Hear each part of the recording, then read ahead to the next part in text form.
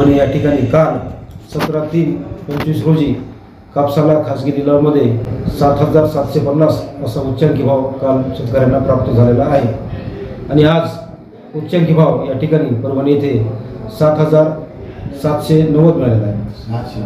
7,690.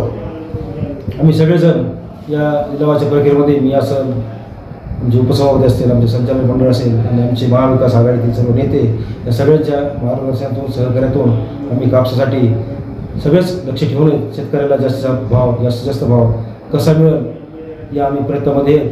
आणि मी शेतकऱ्यांना तालुक्यातील आवाहन करतो की आपला कापूस परभणी याच ठिकाणी आणावा. या ठिकाणी सर्व सोयीसुविधा उपलब्ध आहेत.